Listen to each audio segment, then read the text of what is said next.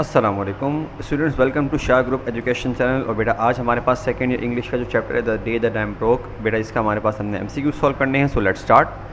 Number one is James server was a dash. बेटा हमारे पास इसका आंसर इसके इंट्रोडक्शन में लिखा हुआ है and the answer is American. James server was a dash of modern times. Obviously बात है बेटा, अगर हम नंबर वन वाले में देखें तो वो क्या थे, ह्यूमरिस्ट थे। तो ऑब्वियसली बात है यहाँ पर भी आंसर क्या आएगा, ह्यूमरिस्ट ही आएगा। The day the dam broke is a story of dash city. बेटा इसके बारे में हमारे पास चैप्टर में जो इन्फॉर्मेशन मौजूद है वो ये थी कि ये कहाँ पर हुआ था, कोलंबस में हुआ था। The day the dam broke is a good example of Thurber's dash but affectionate view of human behaviour. इसका आंसर है सार्डोनिक। सार्डोनिक एज इन मतलब कि वो क्या करना चाह रहे थे बेटा इस चैप्टर में कि एक कहते हैं ना मॉक करना चाह रहे थे, एक तंज करना चाह रहे थे कि लोगों का जो बिहेवियर होता है अंडर पैनिक या जो एक टेंस सिचुएशन में होता है वो किस तरह बिहेव करते हैं। The day the dam broke is a good example of human. Again बेटा ये वही बात आ गई हमारे पास कि ह्यूमन बिहेवियर है, तो ऑब्वियसली बात है यहाँ पर क्या आएगा, बिहेवियर ही आंसर आएगा।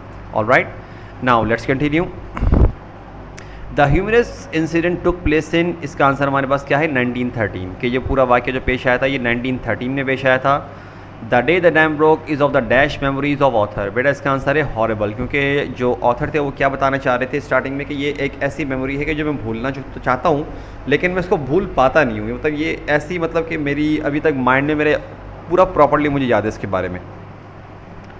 The incident took place in dash, कि जो पूरा इंसिडेंट हुआ था वो कब हुआ था बेटा, इट हैपेंड इन आफ्टरनून, दोपहर का वक्त बताया जा रहा था। क्योंकि अगर आपको याद हो तो जो वहाँ पर एट दैट टाइम जो मार्केट वगैरह के बारे में बताया जा रहा था वो क्या बताया जा रहा था कि हर कोई अपनी रूटीन में बिल्कुल बिजी चल रहा था एट दैट टाइम। तो afternoon is the correct answer. People wall screaming in Columbus city too, लोग क्या चिल्ला रहे थे, क्या करने के लिए बोल रहे थे। ऑब्वियसली बेटा we already know the answer कि the answer is go east. ठीक, people return their homes dash, कि जब लोग वापसी आ रहे थे अपने घर पे तो उनका बिहेवियर क्या था, दे वर रिटर्निंग शीपिशली। क्योंकि बेटा जब उनको बाद में जब वो रुके और वापसी आने का उनको कहा गया तो at that time they realise कि हाँ भाई उन्होंने मिस्टेक कर दी है, डैम वगैरह टूटा नहीं है। तो दे वर एम्बेरस्ड कि यार हम क्यों बिला वजह भाग रहे थे और इतना दूर भाग गए हम लोग, तो definitely they were quite embarrassed. Next one is city engineers pointed out that even if the dam had broken, the water level would not have risen more than dash। कि कह रहे हैं कि अगर सिटी इंजीनियर्स इस बात को मतलब पॉइंट आउट किया कि अगर डैम टूट भी गया होता तो उस वक्त जो पानी का वहाँ पर लेवल मौजूद था, टूटने पर ये होता कि हद से हद 2 इंच पानी खड़ा हुआ होता, बस इससे ज़्यादा नहीं होता, 2 inches. Alright, the dam in the Columbus city was of the dash. कह रहे हैं कि जो डैम बना मतलब ये जो बना हुआ था कोलम्बस सिटी वो किस पे बना हुआ था बताओ, वो बना था ओहायो रिवर पर। मैंने आपको कहा है कि कुछ इन्फॉर्मेशन बेटा आपको ऐसी होगी जो कि आपको वर्ड टू वर्ड याद करनी पड़ेगी, तो इस बात का ध्यान रखिएगा। प्रैक्टिस करोगे तो बेटा खुद ब खुद याद होगा। The author of the day the dam broke lived in dash, कि जो ऑथर थे बेटा वो कहाँ पर रहा करते थे। तो बेटा इसके अंदर हमारे पास जो लिखा हुआ मेंशन है वो क्या है, ईस्ट साइड पे रहा करते थे वो। The east side had never been in any dash at all. अच्छा यहाँ लिखा हुआ क्या है कि ईस्ट साइड जो थी वो कभी भी किसी किस्म के डेंजर में नहीं थी, ख़तरे में नहीं थी। Panic running started from dash, कि जो लोग जो पैनिक में जो भागना शुरू हुए तो उनके बारे में क्या बोल रहे हैं कि it started from running of a man. कि एक एग्जांपल देने के लिए बताया जा रहा था कि जब वो भागना शुरू हुआ था तो क्यों भागना शुरू हुआ था, क्या रीज़न था, इस तरह से जिक्र हुआ था इसके बारे में। अगला है perhaps he was frightfully late to meet his, और इसके बारे में जिक्र किया गया था कि ये मैंने कहा ना परहैप्स देखो लिखा हुआ है, एग्जाम्पल दी जा रही थी उस जो एक इंसान भागना शुरू हुआ था, तो वाइफ आंसर था। Within dash minutes everyone on the high street started to run. कहने के 10 मिनट 10 मिनट्स इसका आंसर है कि 10 मिनट के अंदर अंदर ये हुआ कि वहाँ पर मौजूद जो हाई स्ट्रीट पे जितने भी लोग मौजूद थे वो भागना शुरू हो गए। Dash people wall abruptly in full flight go east, मतलब कि इतने लोग जो थे ना वो अचानक से भागना शुरू हो गए, तो सब के सब क्या चिल्ला रहे थे, गो ईस्ट, ईस्ट की जानिब भागो। द एंड हमारे पास जो इसका आंसर है इट इज़ 2000।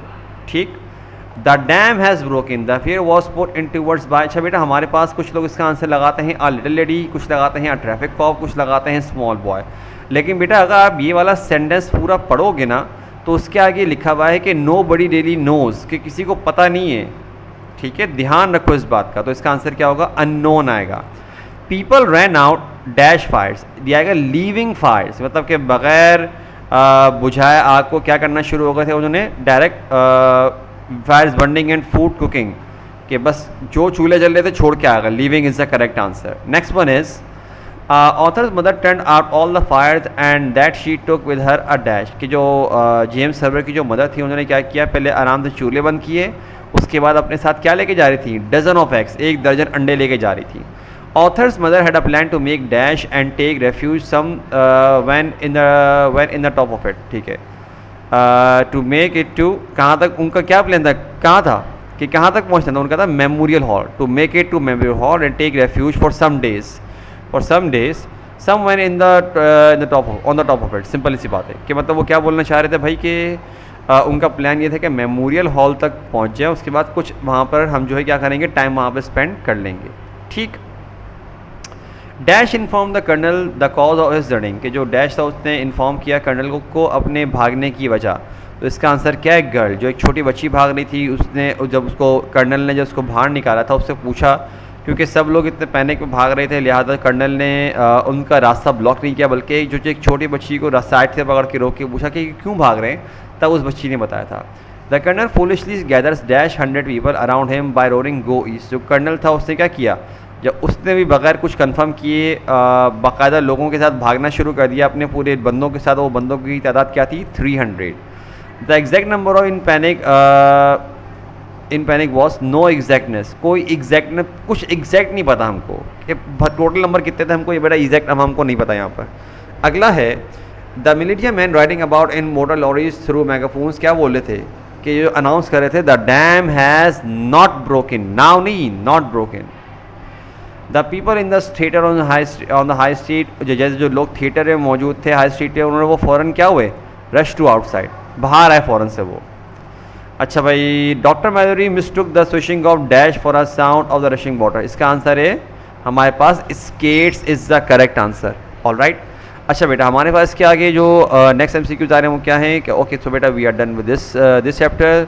इसको बेटा हम यहीं भी रोकते हैं। आई डू होप आप लोगों को समझ में आ गया होगा। इंशाल्लाह नेक्स्ट टाइम कंटिन्यू करते हैं। अपना बहुत ख्याल रखिएगा। अस्सलाम वालेकुम।